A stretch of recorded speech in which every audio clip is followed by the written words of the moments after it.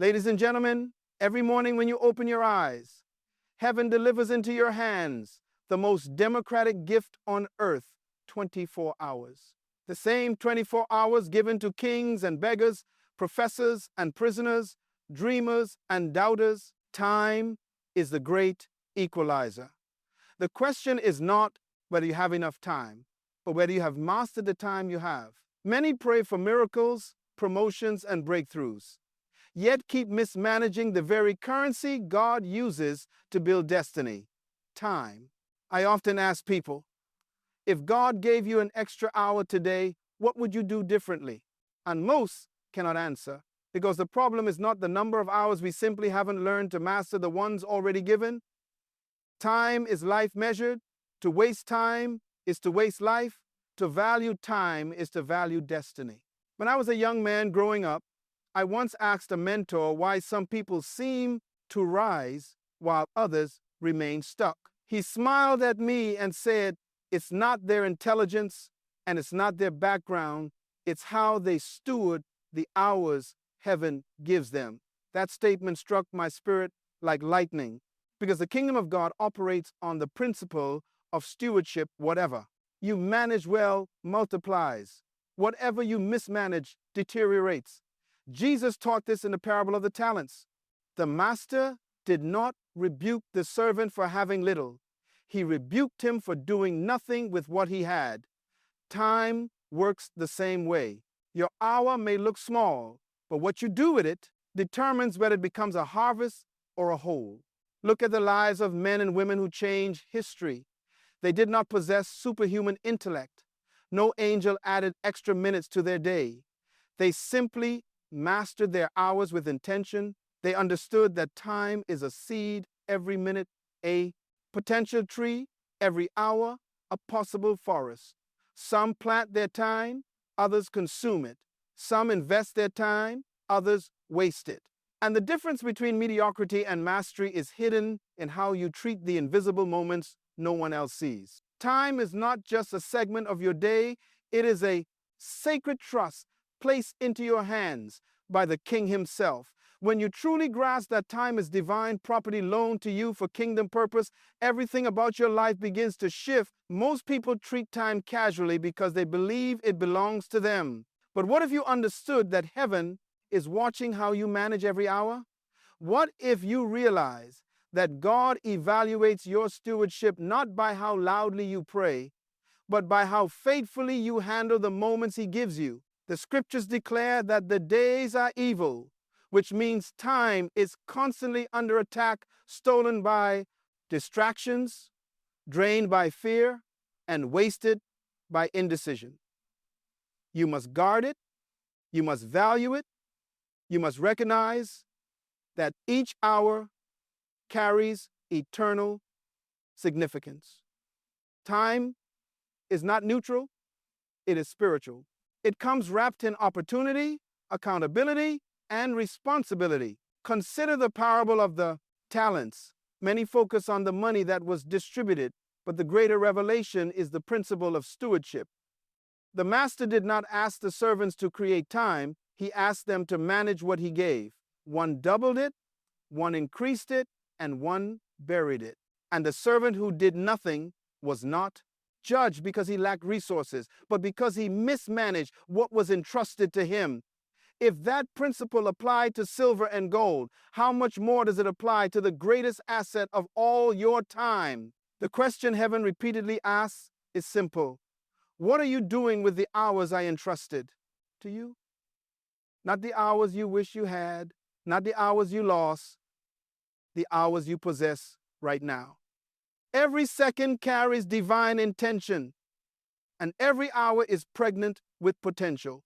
God will not judge you for what you never received, but he will hold you accountable for what you wasted.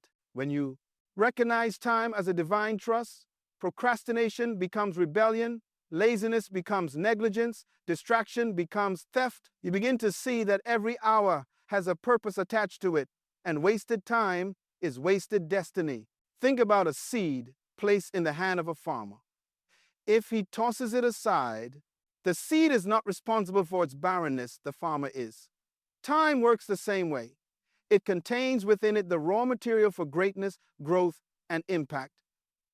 Time is the seed of purpose, but seeds do not plant themselves. Hours do not discipline themselves. Days do not organize themselves. You must take deliberate action. You must partner with purpose. You must treat every hour as something holy. And if time is holy, then your use of it reveals your understanding of who you are in the kingdom. Children squander, sons steward. Immature believers chase moments, kingdom citizens manage. Seasons. The king does not reward wishful thinking, he rewards faithful stewardship. And faithful stewardship begins with the sobering awareness that time is not owned, it is managed. Time is not random, it is assigned. Time is not unlimited, it is measured. You cannot afford to live casually when destiny requires intentionality. You cannot claim to pursue your purpose yet mismanage the very substance that builds it. Your future is hiding in your hours. Your calling is hiding in your hours. Your influence, your growth, your development, they are all waiting inside the time God places before you daily. And this is why the wise ask not for more hours, but for the wisdom to steward the hours they already have. When you honor time, time honors you. When you value time, time multiplies its return. And when you treat time as divine trust, heaven trusts you with more. Because destiny does not respond to wishes. It responds to stewardship. Purpose is the compass of life. Without it, every hour drifts, every decision becomes guesswork, and every day feels like wandering in circles. When you align your time with your purpose, suddenly life becomes intentional. Suddenly the hours that once slipped through your fingers like sand take on weight, meaning, and direction. This is why the greatest tragedy in life is not death, it is life without purpose. When a person doesn't know why they exist, they cannot know how to use their time. Time without purpose is like a ship without a captain, tossed by waves, pushed by winds, controlled by circumstances, but never reaching its destination. You were not born to drift.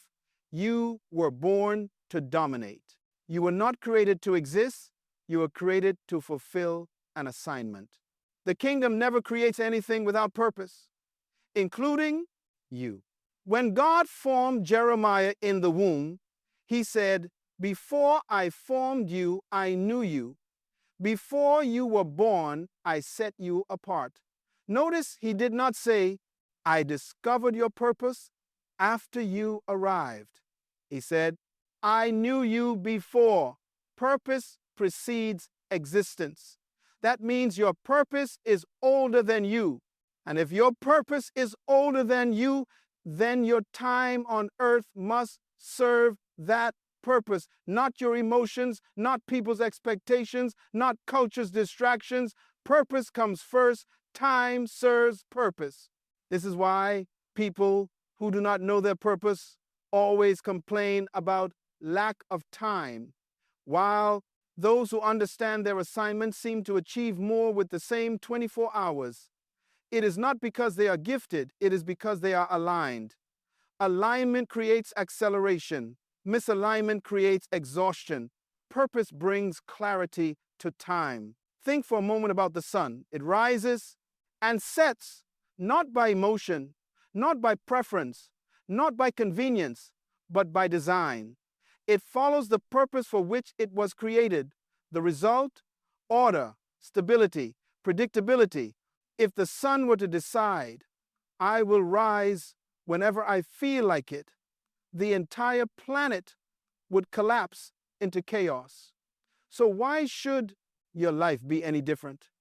When you fail to align your hours with your assignment, you invite chaos, financial chaos, emotional chaos, relational chaos, spiritual chaos. Purpose is the system that brings order to time. Purpose disciplines time. Purpose governs time. Purpose protects time. Why do you think Jesus was able to accomplish his entire earthly assignment in just 3.5 years? not because he rushed, not because he tried to please everyone, not because he worked frantically. No, because he never invested a minute into anything that did not align with his Father's will. He said, I must be about my Father's business, not my feelings, not my comfort, not my opportunities, my Father's business. That is purpose alignment. And when you study his life, you notice something powerful. Jesus never said, I don't have time. He always had time for what mattered because he never gave time to what didn't. Purpose creates priority. Priority shapes time. Time reveals purpose. When you know your purpose, you become selective. You become intentional. You become strategic. You stop allowing people to pull you into their emergencies. You stop giving energy to battles that are not yours. You stop saying yes to everything and start saying yes only to what aligns with your destiny. Purpose simplifies life. Purpose eliminates confusion. Purpose removes unnecessary obligations. Purpose frees you from the pressure to impress, to compete, to compare. Purpose liberates your time. But here is the critical truth. Purpose will never force itself on your time. You must choose alignment. You must decide daily that your hours will bow to your assignment, because purpose is not fulfilled in a single moment. It is fulfilled in consistent, disciplined moments. The tragedy is not that people waste their lives. It is that they waste their hours. And hours become months, and months become years, and years become regret. You cannot afford to live randomly when heaven designed you intentionally. Your time must answer to your purpose. Your schedule must submit to your calling. Your decisions must serve your assignment. Because the moment your hours align with the reason you were born, your life begins to produce impact, influence, and transformation at a level you never imagined. When you align your time with your purpose, you stop existing and start living. Purpose is the master key. Time is the servant. And destiny waits for the day you bring them together. One of the greatest threats to your destiny is not the devil, it is distraction. The enemy does not always attack you with destruction. Many times he attacks you with invitations. Invitations to conversations that don't matter. Invitations to relationships that drain you. Invitations to opportunities that look good but are not God. That is why, if you are serious about mastering your 24 hours, you must become ruthless about boundaries. Boundaries are not walls of fear. They are fences of wisdom. They do not keep love out. They keep distraction out. They do not stop you from serving people. They protect you from being controlled by people. Even Jesus, the embodiment of love, did not give everyone unlimited access to his time. He ministered to the multitudes, but he mentored the few. He healed many, but he withdrew often. Why? Because he understood that his assignment was more important than people's expectations of his availability. The scriptures say that Jesus would often slip away to lonely places to pray. He would literally walk away from crowds still needing miracles. That sounds almost offensive to our religious minds. But heaven was not measuring him by how many people he kept happy. Heaven was measuring him by whether he fulfilled his Father's will. That is kingdom thinking. If you live to keep everyone happy, you will die, having neglected your assignment. Boundaries are spiritual. Boundaries are kingdom. Boundaries are a declaration that your life is not random. It is assigned. When you say yes to everyone, you are saying no to your purpose. When you say yes to every request, you are saying no to your focus. Some of you are tired, not because your calling is heavy, but because your calendar is unprotected. Think of your time like a bank account. Every phone call, every meeting, every unnecessary scrolling session, every pointless argument is a withdrawal. But not everyone making a withdrawal is making a deposit. If you allowed everyone in your city to swipe from your bank card, you would be considered irresponsible. Yet many allow everyone to swipe from their time account and then wonder why they feel bankrupt in energy, vision, and focus. Time poverty is often the result of boundary poverty. When you understand your assignment, you stop apologizing for protecting your hours. You stop feeling guilty for saying, I cannot be there. I cannot engage in that conversation. I cannot commit to that event, because you realize your greatest responsibility is to the one who sent you, not to the opinions of those around you. The Apostle Paul said, this one thing I do, not these 50 things, not everything everybody wants, this one thing. Purpose had narrowed his focus, and focus demanded boundaries. There are relationships you must redefine. There are habits you must confront. There are digital doors you must close. There are places you must stop going, not because they are evil, but because they are irrelevant to your assignment. Not everything that is permissible is purposeful. Not everything that is available is beneficial. And not everyone who wants access has earned the right to it. Love everyone, but do not give everyone your hours. Serve people, but do not surrender your calling.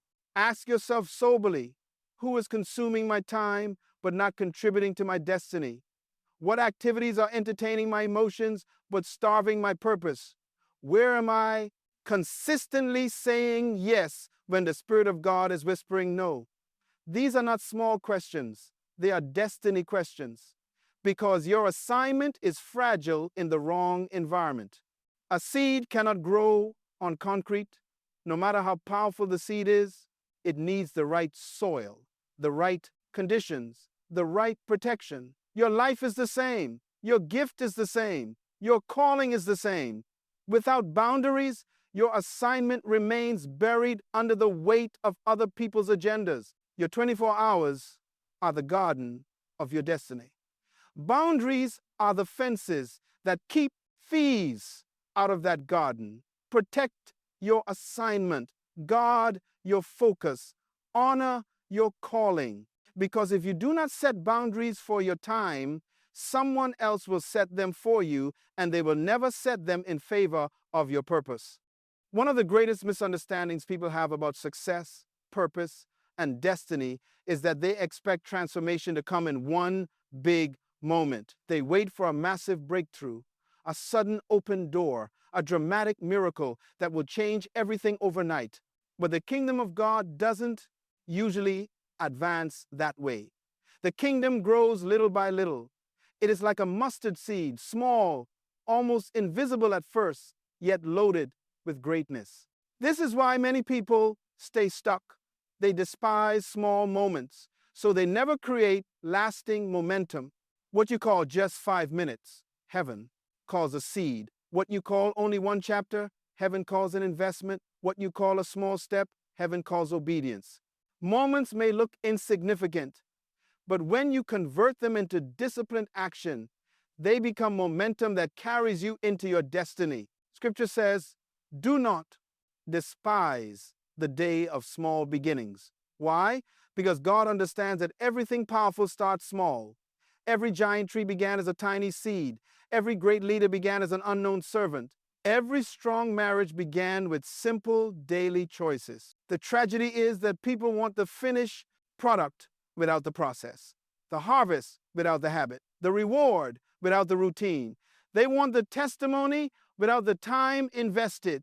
Yet destiny is not built in a day, it is built daily. The question is not, will you have a big moment? The question is, what are you doing with your small moments?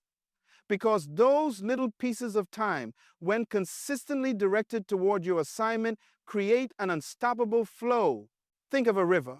It is not one drop of water that carves through rock. It is millions of drops flowing in the same direction over time. In the same way, a single decision to study, to pray, to plan, to build may not seem to change much in one day. But when you repeat that decision again and again, your life begins to cut a channel in the direction of your purpose. This is what momentum really is: time, energy, and action, all moving in alignment with your assignment. Many are waiting for motivation, but what they really need is momentum. Motivation is emotional, momentum is structural. Motivation comes and goes. Momentum carries you even when you don't feel like moving. And momentum is created by converting moments into disciplined habits. Look at the life of Daniel. He did not become excellent in one night. The Bible says he prayed 3 times a day, as was his custom. That phrase, as was his custom, reveals the secret. He turned moments into a lifestyle. He turned minutes into alignment. He turned ordinary time into extraordinary. Consistency. Heaven could trust Daniel with visions and influence because Daniel could be trusted with his daily routine. Many are asking God for greatness while neglecting the simple, repetitive actions that prepare the soul for greatness. You say you want to write a book, but do you give 30 minutes a day to writing? You say you want to grow in wisdom, but do you give daily time to reading and meditation? You say you want to know God's voice, but do you consistently meet him in the secret place? Destiny is not decided in public. It is constructed in private moments that no one applauds. The difference between wasting time and building momentum is intentionality. The same 5 minutes can be used to complain or to plan. The same hour can be used to scroll aimlessly or to develop a skill. The same evening can be given to empty entertainment or to purposeful growth. Time itself is neutral. Your decisions give it direction. When you make a habit of turning spare moments into purposeful action, you begin to feel something shift inside you. Your mind becomes sharper. Your spirit becomes more sensitive. Your confidence grows. Why? Because momentum has begun. Small, consistent steps in the same direction create a force that is hard to stop. So ask yourself honestly, how many moments do I casually throw away every day that could be converted into momentum for my destiny? How many times do I say, it's just a few minutes, and then surrender those minutes to distraction instead of direction? Those little decisions are not little. They are shaping your future, either by design or by neglect. You will not master your 24 hours by waiting for a perfect season. You will master them by honoring imperfect moments. Take your moments seriously. Treat your minutes like seeds. Turn your spare time into strategic time. Because when you faithfully convert moments into momentum, your life will begin to move with a power that no obstacle, no delay, and no opposition can easily resist. One of the most dangerous deceptions of this generation is the confusion between activity and impact. We live in a world that celebrates busyness, schedules, meetings, noise, and movement. Yet heaven is not impressed by how busy you are. Heaven is looking for fruit. Jesus did not say, by their schedules you shall know them. He said, by their fruit you shall know them. That means your life will not be measured by how much you did, but by what you're doing produce.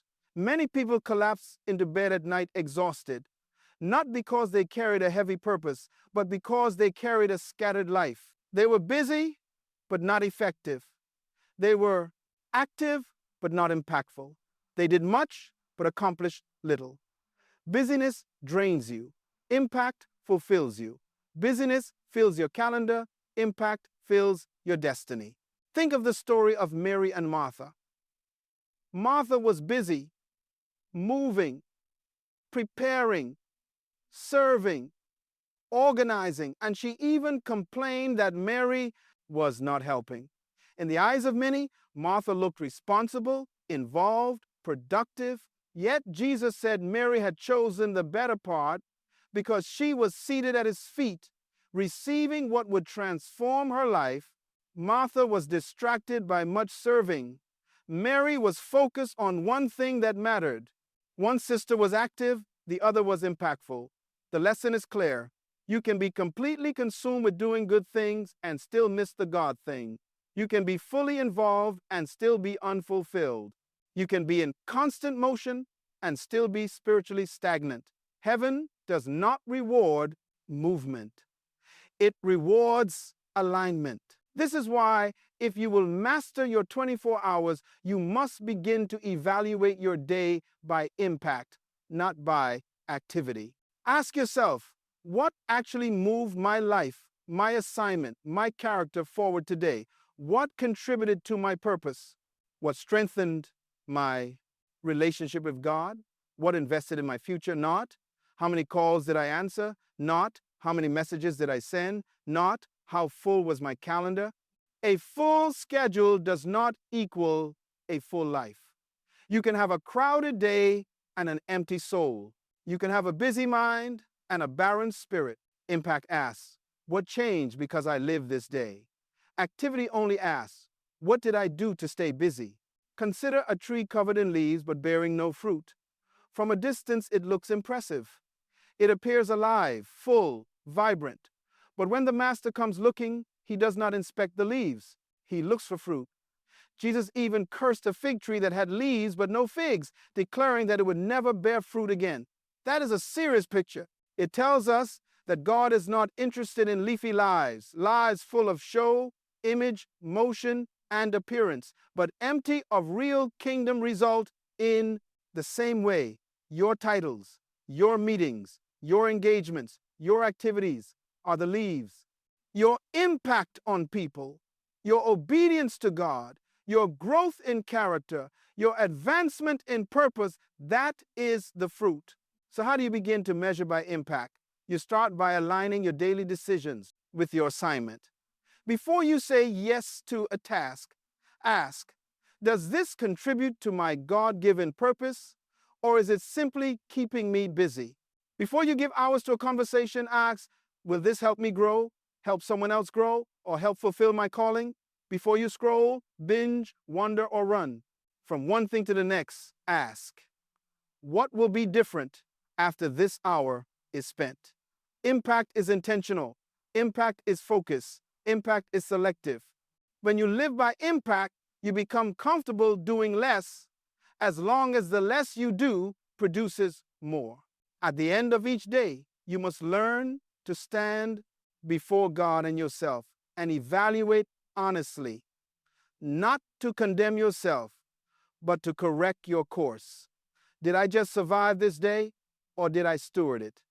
Did I just fill it, or did I fulfill it? Did I simply move, or did I move something? These questions may make you uncomfortable, but they will set you free from the addiction to busyness. Because once you taste the satisfaction of true impact, you will lose your appetite for empty activity. Stop boasting about how busy you are and start focusing on how fruitful you are.